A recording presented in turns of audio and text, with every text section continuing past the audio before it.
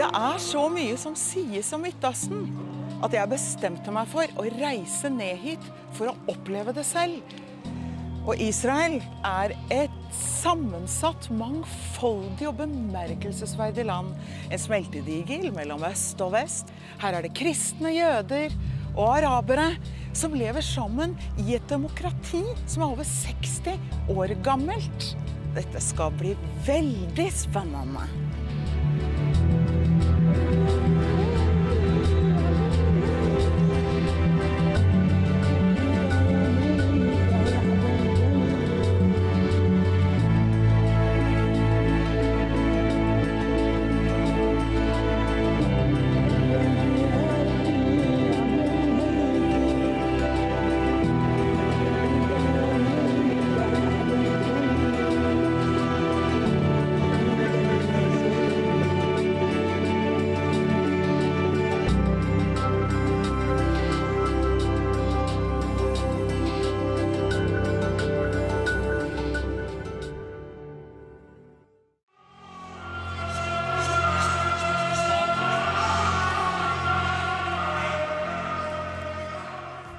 Noe av det som har fascinert meg mest på mine reiser i Midtøsten, har vært møte med arabiske kristne, hvis tradisjoner kan virke så fremmed på oss. Palestinske kristne forteller at den islamske radikaliseringen har bidratt til alvorlige skillelinjer mellom muslimer og dem selv. Et skille som ikke på langt nær var så sterkt under tradisjonell islam.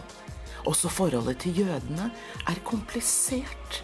Nå tømmes Midtøsten for kristne i kjølvannet av jihadisters brutale angrep på andre muslimske grupper og på kristne. Vi skal snakke med en protestantisk teolog som har arbeidet i Midtøsten i flere tiår. Hun har betydelig kunnskap om jøder og kristne i regionen. We are in the Middle East, and we know that the past years with the war in Syria and Iraq, there has been so much suffering for the minorities, the Christian minorities in the Middle East. Why is it that we hear so little about this in our media? I think the Western Christians are not very much aware of how many Christians in the Middle East actually are living, and that they are living there for 2,000 years. And that our faith really is a tradition which comes from the Christians in the Middle East. And we have been separated from those Christians over the last 1,000 years due to the blockade that we had from that world. And it's only that we, over the last 50 years or so, are able to penetrate again our roots, the root world where Christianity comes from. And in the meantime, Christians in the Middle East, they have so little knowledge about the richness of the faith of the Christians in the Middle East that they hardly care about it. Do you think also that the Middle Eastern Christians, they are orthodox, they use incense in the way they worship, they wear very different clothes, the priests? Do you think that the Protestant and the Anglican churches in the West also feel a cultural barrier towards the Eastern Christians? It could well be that there is a cultural barrier, because what we see in the Middle Eastern Christians is that they keep the original faith, our faith comes from Judaism, alive. For example, you mentioned incense. Why is it that Christians in the Middle East use incense? Because it is a remembrance of the temple. In the temple you used incense, and so there is this relation which is still kept alive, and we in the West, especially the Protestants, are very much away from our original faith ground, which is Judaism. And the reason why the Orthodox Christians wear black and black again and only black, and it doesn't look very attractive, is the outcome of being dhimmis, of being a third-class citizen group within the Muslim world. And there they had a dress codex, that is, they were not allowed to wear anything but black.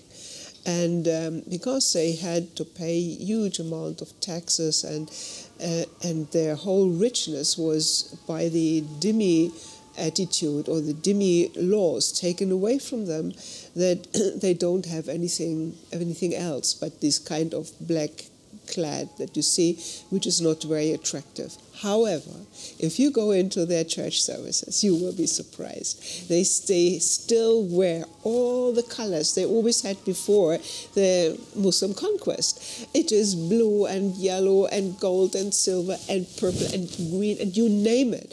And the more, the better. You still see it, it's still there, and they only have it and wear it for the church service. Israel and Israelis certainly seem not to wish to have the role of the victim. And in that sense, can part of the anti-Semitism and the hatred towards Jews and Israel be described as Jews then not submitting to the dhimmi culture and to being the third class citizen in a Muslim Middle East? I think you're absolutely right. I think we already experience the dhimmi attitude. Let's say not the dhimma necessarily as a law, but the culture of the dhimma. And the culture of the dhimma is that the dhimmi is a third-class citizen. It is meant to segregate society into Muslims and non-Muslims. It is an apartheid system. And in as much as you oblige to the dhimma as a non-Muslim, it is possible that you get on quite well with a Muslim society, but only under the condition that the dhimma is kept, meaning you do not speak out against and do not challenge the Muslim governmental systems. Israel, according to the dhimma culture, is actually non-existent. Israel cannot exist, because dhimmis cannot have any property land. They cannot have their own land. They cannot have, certainly not a state. So in fact, Israel cannot exist, but Israel exists. Israel is strong. They defend themselves. They know how to speak the language of the Middle East, because they have been living here for such a long time. They have lived through genocides and through murder situations, being expelled completely from Iran, Iraq in the 1950s and 60s, and from many other Muslim countries in the Middle East. So they know the language, they know the attitude, and they know that they do not want to continue being dhimmis. And so they play their, they say that they are a nation of their own. They have their own dignity, and this is such a beautiful contribution to the Christians in the Middle East, because they say it is possible to have your own dignity, to have your own identity. And so what happened is, in Israel, they have recognized now the Aramean Christians for the first time since for more than 1,500 years. The Aramean-speaking Christians are now recognized as an ethnic group with its own identity, own dignity in Israel for the first time. And I have seen friends, Syrian Orthodox Christians, who woke up in the morning and heard the Knesset are recognizing us. They sprung out of bed and went to register as an independent element within the state of Israel.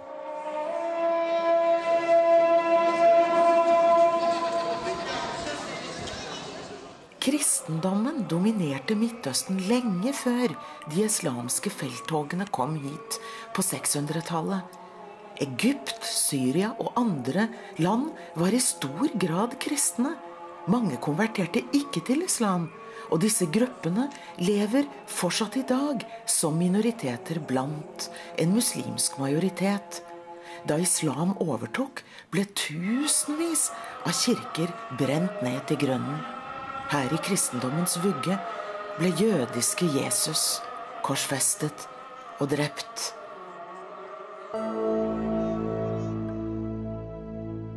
Vi går ærbødig til Holy Sepulchre-kirken på Golgata-høyden. Hit kommer kristne pilgrimer fra hele verden.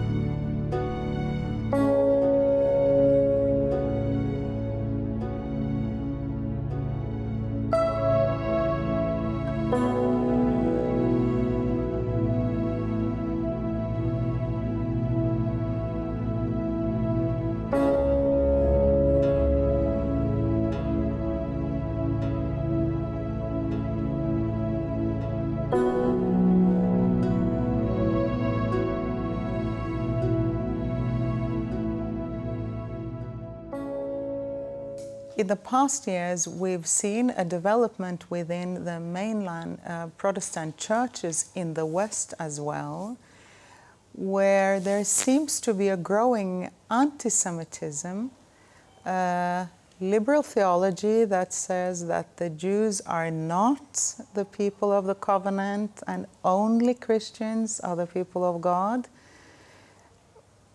What do you have to say about these trends? After the Second World War, after the Shoah, after the Holocaust, many churches have refrained from continuing this kind of wrong theology. And today, many people, many Christians in the pews, they would not dream of saying that they have replaced Israel or the Jewish people. On the contrary, they would always honor the Jewish people as the people of God, as a chosen people, as a firstborn of God, and that they have great admiration for this. This is different in the church hierarchy. Very often in the administration of the churches, we find still, or again, the old anti-Jewish and I would say anti-God theology, which speaks about replacing Israel and the Jewish people by the church. But how can we say that? Because Jesus himself said that he did not come to repeal the law, but to fulfill it, and that the summing up of the Ten Commandments basically is love thy God and love thy neighbor. So there's a strong kinship between these two religions. Absolutely. And it is that that what Jesus does, he is a Jew, he was born in the land of Israel, he committed himself to the land of Israel. He came to, in the book of Matthew, the Gospel of Matthew, we hear that Jesus is called out of Egypt to go into Israel.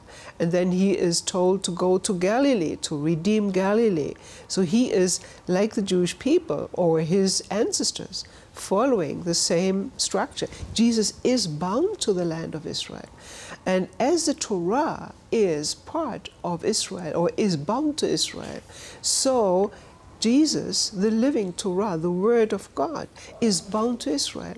So if we as Christians say that Jesus has nothing to do with the land of Israel, and we take Jesus away from the Jewish people and the Jewish heritage, then we cannot claim ourselves being Christians, because we do deny the very basic ground on which Jesus himself was standing, was teaching.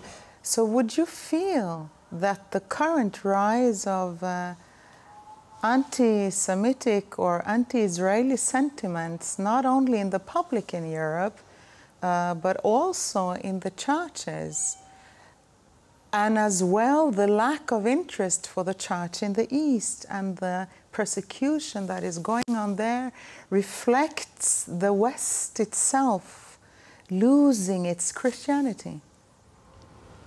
I think you could say this, yes. But I believe that we as Christians are called to live up to our baptism, to our calling. And we have in front of us a way to go to reclaim our Christianity. So this is something we are all in together. And we do not have at this moment the luxury any longer to much distinguish between Protestants, Catholics, and Orthodox. We need to do it together.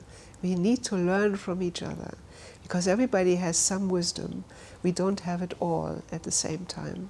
And together, I'm sure, we will go a wonderful way. And for this, we need the Christians of the East to show us how to work it out in the West. So maybe there is even a blessing for the church coming at age in Europe, that so many Christians from the East are coming under such with so much pain, but in order maybe to rescue some of the churches and the Christian spirit in the old world, in Europe.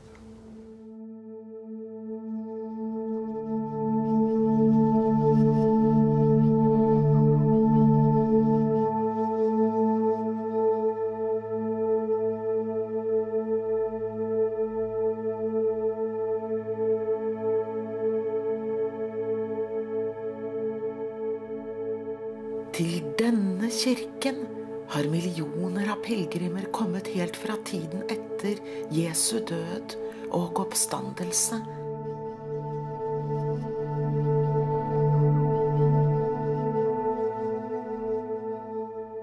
Den kristne troens åndelige og kulturelle mangfoldighet er fascinerende.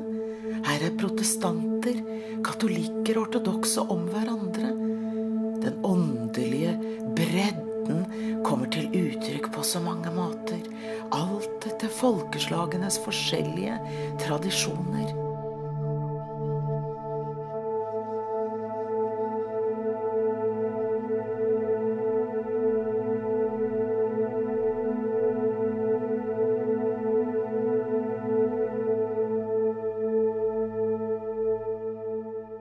Jeg står side ved side med Midtøstens kristne og ber og føler meg veldig hjemme.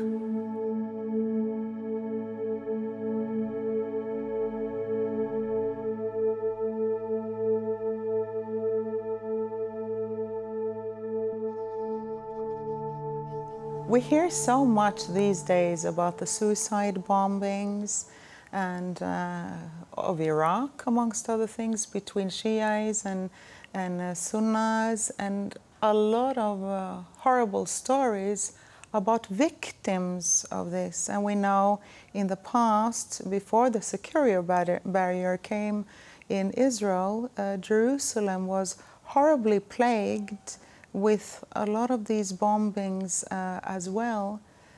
And you were a victim of one of these. That's right. It was in 1997, the 30th of July. I'll never forget this day when I went to the open Jewish market. It's a vegetable market. Everybody goes there because it's lovely. It's full of wonderful vegetables, fresh things, which are just perfect for salads, and so that's what you like to eat. So what I didn't know at the same time, there were two young students dressed as businessmen going also to the market, and they placed themselves strategically in different parts of the middle of the market and blew themselves up. So there were two students from Birzeit University here in Jerusalem who were students of physics, and they blew themselves up. And there were 19 people that were killed in the market, 200 severely injured, and I was one of the severely injured people. It was a grace of God that I survived, because I was very close to one of the two suicide bombers, and I was heavily burned all over, and I got lots of injuries, and so I went to was taken to the hospital, where I was in intensive burn care for 7 weeks and another 2 years to recover from the burns and the many transplants that I got. And thanks be to God, after altogether 5 years of treatment, I am one of the lucky ones who survived and who are fully in charge of my own capacities.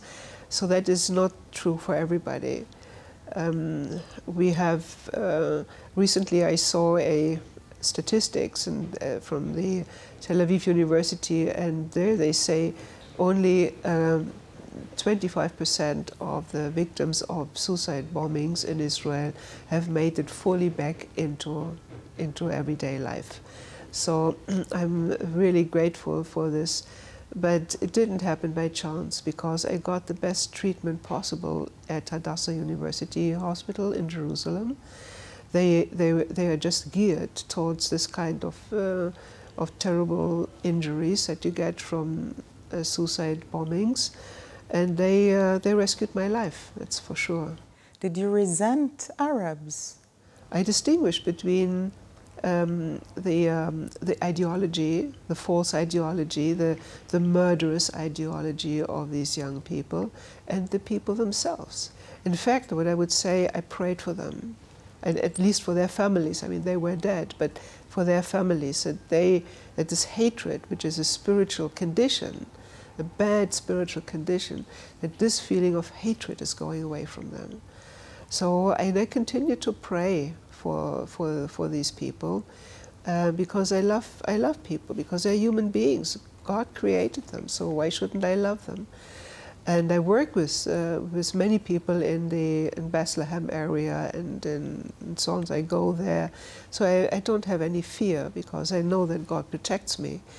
But what I do think is that we have to understand where this hatred that we receive is coming from.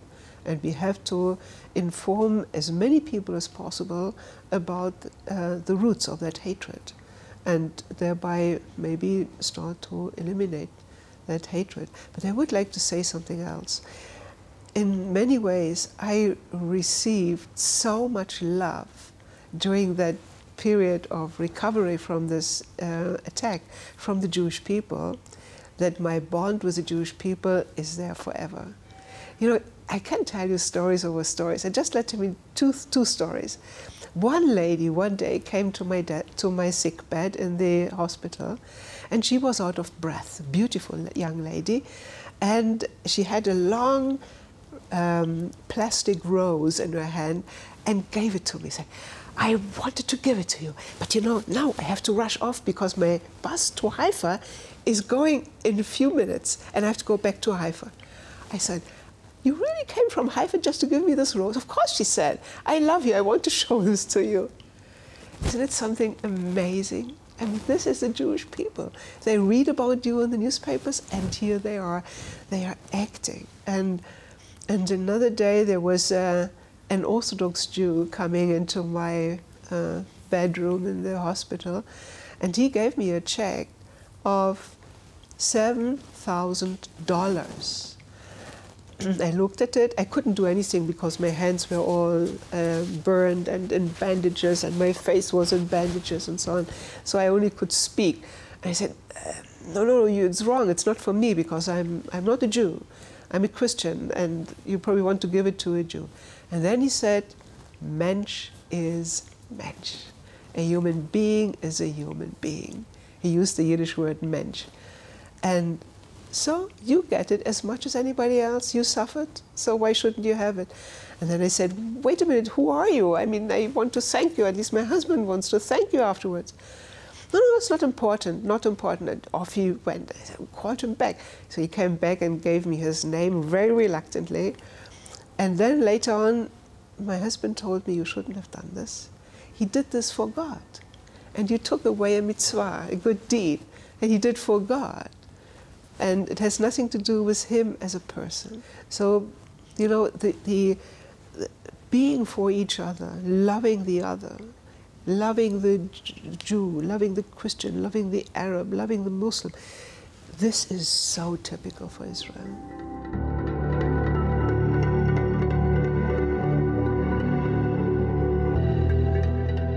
Jeg tenker på Jesus, som hjalp alle. Uansett politisk, religiøs, etnisk eller sosial tilhørighet. Han elsket alle og satte krav til oss som velger troen, til et liv i rettferdighet og godhet mot andre, ærlighet, nåde, oppriktighet, ydmykhet. Vi skal elske hverandre slik han elsket oss.